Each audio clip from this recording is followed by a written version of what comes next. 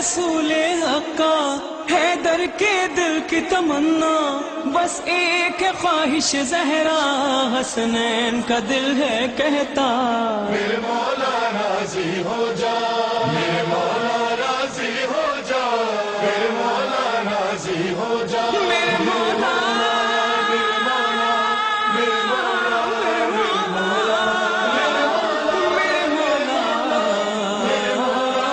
मौला, रहमत न तेरी गर होती तो मेरी हलाकत होती, पर्दा पोशी जो न करता तो होती मेरी रुसवाई, मत मौत गजब की देना, मत नाजिल करना सख्ती। मोहम्मद सलवात अल्लाहुम्मा सल्ली अला मुहम्मदिन व आलि मुहम्मद।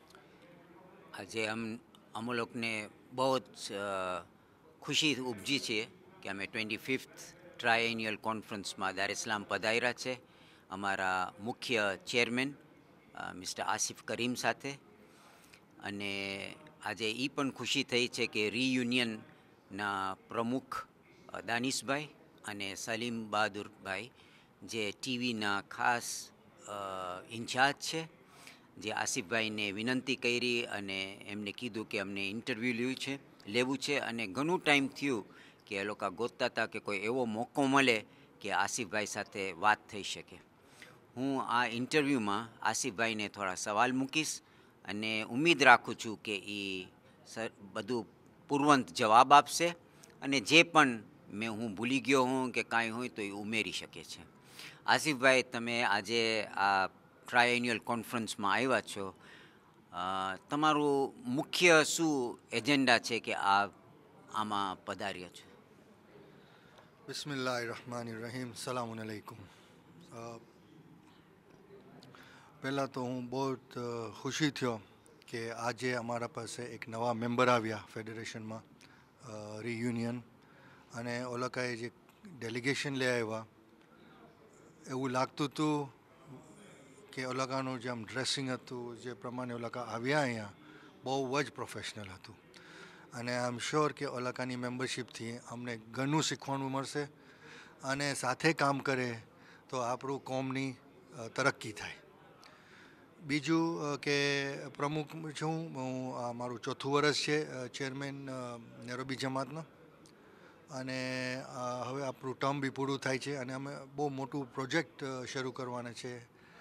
એ બધાની ઈચ્છા હોય છે કે મરણ પહેલાં એ એમની ફેમિલીને મકાન આપે, તો અમે 36 મકાન બનાવવાના છે નેરોબીમાં, જે પહેલાં ટાઈમ લેવાવાળા માટે, અને કોશિશ કરે છે કે કોસ્ટ જેટલું નીચે રહે તો એ લોકોને એટલી આસાની આવી જાય એ મકાન લેવા માટે. તો અમારા માટે દુઆ કરજો કોમ, કે અમે એમાં તરક્કી થાય અને બીજા 1-2 પ્રોજેક્ટ બી આગળ વધે તો કોમને ફાયદો થાય. મને ખપે છે કે આપણે બધાએ એકબીજાની ઓળખાણ આપીએ.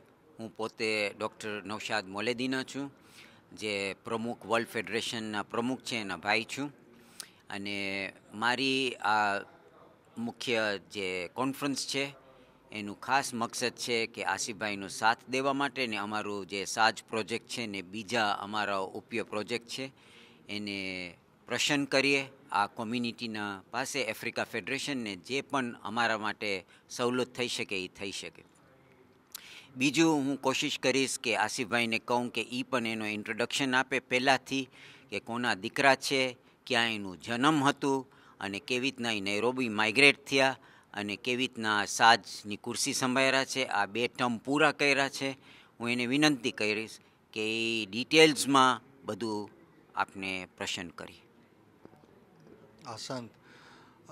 મારા ગ્રેન્ડફાધર દાદા કચ્છ અને મુંબઈથી આવ્યા 1926માં, અને અમારા ફોરફાધર્સ પહેલાં સુન્ની હતા. તો મારું પૂરું નામ જો તમને આપું અને પછી તમને કહીશ કે સુન્નીમાંથી શિયા ક્યારે થયા, તો મારું પૂરું નામ છે આસિફ યુસુફ અહમદ કરીમ ફકીર મોહમ્મદ અલ્લાહ રખ્યા. 1870માં જ્યારે કરીમ પરદાદા કચ્છથી મુંબઈ આવ્યા તો ત્યાં એનું ઇન્ટરેક્શન થયું શિયા મઝહબ. આમ પછી એમને શાદી કરી સત્યાબાઈ સાથે કોમ્યુનિટીમાં, અને એમાંથી ચેન્જ થયું સુન્નીમાંથી શિયા. પછી મારા દાદા બોન ત્યાં અહમદ 1890માં, ડિસેમ્બર 1890, અને 1926માં એવો મોમ્બાસા કેન્યામાં આવ્યા અને થોડા વર્ષ રહીને પાછા ગયા મુંબઈ. નક્કી કર્યું કે હવે આપણું નવું ગામ કેન્યા હશે, તો પાછા ગયા મુંબઈ વાઇન્ડ અપ કરવા, અને ત્યાં મારા ફાધરનું જન્મ થયું 1935 મુંબઈમાં. 2 વર્ષ હતા 1937માં, તો પાછા આવ્યા મોમ્બાસા. અને અમારી ફેમિલી ત્યારથી સ્પોર્ટ્સમાં બહુ જ ભાગ લીધું છે. મારા ફાધર ચેમ્પિયન હતા ટેનિસમાં, અને એ કોલોનિયલ ટાઈમ, યુરોપિયનના ટાઈમમાં, બ્રિટિશના ટાઈમમાં, જ્યારે એમની ઉંમર હતી 16 વર્ષ 1951માં, અને 25 વર્ષ કન્ટિન્યુઅસ એમને ટેનિસના ચેમ્પિયન હતા, એને કોઈ હરાવી ન શક્યું અન્ટિલ 1977 જ્યારે એ રિટાયર થયા, યુસુફ અહમદ કરીમ. એ પછી કેન્યા માટે બી રમ્યા ટેનિસ ઓલ આફ્રિકા ગેમ્સમાં, અને એ બ્રોન્ઝ મેડલ જીત્યા હતા મિક્સ ડબલ્સમાં. અને ક્રિકેટમાં બી જે વધારે બ્રિટિશ ગેમ છે, આઈ થિંક રિયુનિયનમાં નથી રમાતું, પણ આઈ એમ શ્યોર વિથ ટેલિવિઝન કવરેજો હમણાં ચાલી રહ્યું છે તો થોડું અન્ડરસ્ટેન્ડિંગ અને ફોલોવિંગ હશે. તો એ ક્રિકેટમાં બી બહુ સારું રમતા હતા, અને ઇન્ટરનેશનલ બી રિપ્રેઝેન્ટ કર્યા છે. પછી મારા નસીબ કે એના પગલે મને બી મોકો મળ્યો ટેનિસ અને ક્રિકેટ રમવાનું, અને હું 23 વર્ષ રમ્યો દેશ માટે 1980 to 2003. એમાં 3 વર્લ્ડ કપ રમ્યો. પહેલું વર્લ્ડ કપ હતું 1996 ઇન્ડિયામાં, બીજું હતું ઇંગ્લેન્ડમાં 1999, અને ત્રીજું હતું સાઉથ આફ્રિકામાં 2003. એમાં કેન્યાએ સેમિફાઇનલ્સ પહોંચ્યું, અને ઓસ્ટ્રેલિયા જે વર્લ્ડ ચેમ્પિયન છે એમના સામે હારી ગયા. અને પછી ઇન્ડિયા સામે સેમિફાઇનલ્સમાં કેન્યા ટુર્નામેન્ટમાંથી બહાર નીકળી ગયા. એ દરમિયાન પછી ટેનિસ બી હું રમતો હતો. એમાં બી અલ્હમ્દુલિલ્લાહ આપણે મોકો મળ્યો અને ચેમ્પિયન થયા. અને પછી હું 4 વર્ષ અમેરિકા ભણતો હતો ઓન અ ટેનિસ સ્કોલરશિપ. તો 4 વર્ષ હું ભણ્યો અને ટેનિસ રમ્યો કોલેજ માટે. અને એ ઓપોર્ચ્યુનિટીમાં મારું ભણતર થઈ ગયું, બિકોઝ આજે અમેરિકા ભણવાય જવું એ કાંઈ સહેલું નથી, બહુ એક્સપેન્સિવ છે.